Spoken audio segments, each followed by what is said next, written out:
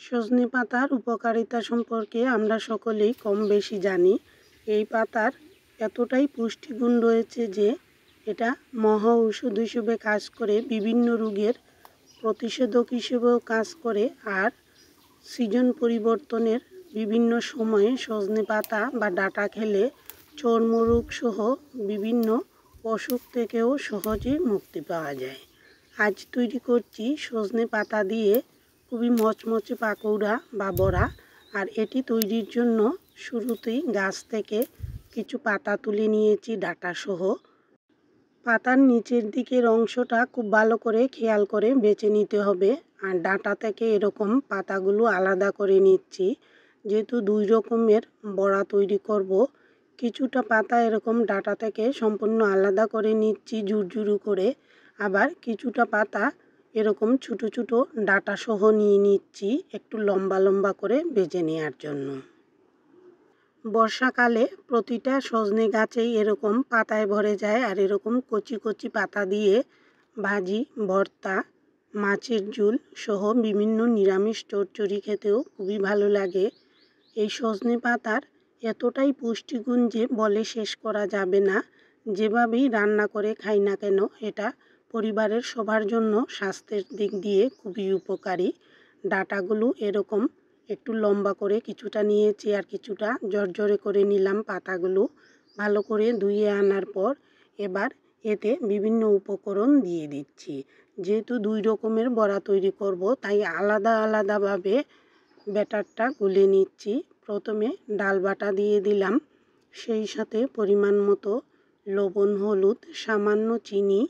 আর এবার চালের গুঁড়া, সামান্য ময়দা আর অল্প অল্প করে জল দিয়ে দিব। সামান্য পরিমাণে কাঁচামরিচ ও পেঁয়াজ কুচিও দিয়ে দিলাম। প্রত্যেকটা উপকরণই দুইটা ভাগ করে রেখেছি, যাতে পরবর্তীতে ঝুরঝুরে পাতাগুলোও মাখানো যায়। অল্প অল্প জল দিয়ে একটু ঘন করে মাখিয়ে নেব।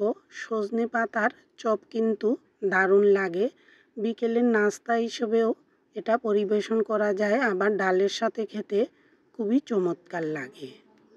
বড়া তৈরির গুলা একেবারেই তৈরি। এবার লম্বা লম্বা করে এরকম অল্প অল্প পাতা গুলার সাথে ভালো করে মিশিয়ে নেব। সজনে পাতায় সহজেই কিন্তু যে কোনো উপকরণ লাগতে চায় না, তাই লাগাতে একটু সময় লাগে। আস্তে আস্তে এরকম গুলায় কিছুক্ষণ ডুবিয়ে রাখলে পাতায় সহজে মশলা বা উপকরণগুলো মিশে যায়। এভাবে বানিয়ে রাখার পর এবার কড়াইতে অল্প তেল দিয়ে দিয়েছি, আর হালকা আঁচে তেল গরম করে নিয়ে দুইটা দুইটা করে ভেজে নেব। যেহেতু লম্বা করে দিচ্ছি, তাই কম কম করে দিয়ে ভাজলে ভাজাটা ভালো হয়। চুলার আঁচ কম করে এভাবে এক পাশ উল্টে দিলাম, আর দুইটা পাশই মচমচে করে ভাজা হয়ে আসলে তুলে রাখতে হবে। গরম ভাতের সাথে এরকম মচমচে পাকৌড়া বা বড়া থাকলে গরম ভাতে আর কিছুই লাগে না। আর পাতলা ডাল সাথে থাকলে খাওয়া দাওয়া একেবারেই জমে ওঠে। লম্বা করে নেওয়া পাতার চপগুলো ভেজে নেওয়ার ফাঁকে এবার ঝুরঝুরি পাতার চপের উপকরণগুলো মাখিয়ে নেব। একইভাবে সবগুলো উপকরণ দিয়ে পাতাগুলো ভালো করে মাখিয়ে নিতে হবে। প্রয়োজনে সামান্য ময়দা বা চালের গুঁড়া দিলে বড়াগুলো আরও বেশি মচমচে হয়। হালকা আঁচে এরকম নেড়ে চেড়ে মচমচে করে ভেজে তুলে রাখলাম। এবার সবগুলো উপকরণ আবারও মাখিয়ে নিচ্ছি। প্রয়োজনে সামান্য একটু ময়দা বা চালের গুঁড়া দিয়ে এরকম একটু নরম করে মাখিয়ে নিতে হবে, তাহলে বড়াগুলো ভীষণ মচমচে হবে। অল্প তেলেই এই বড়াগুলো ভেজে নেওয়া যায়, তাই সেই তেলেই এরকম পাতলা পাতলা করে দিয়ে দিলাম। আর কড়াইটা যেহেতু বড়, একসাথে সবগুলো চপ ভেজে নিচ্ছি। হালকা আঁচে যত উল্টে পাল্টে দিয়ে ভাজা যায়, ততই তেলের খরচটাও কম লাগে।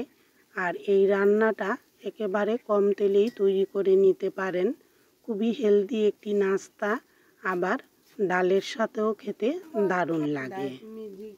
শুরুতে যে চপগুলো কড়াইতে দিয়েছিলাম সেগুলাই উল্টে পাল্টে আগে তুলে রেখেছি, আর একইভাবে সবগুলো চপ ভেজে নিলাম। কেমন লাগলো আজকের এই হেলদি সজনে পাতার চপ বা পাকোড়া জানাতে ভুলবেন না। আর এতক্ষণ পাশে থাকার জন্য সবাইকে অসংখ্য ধন্যবাদ।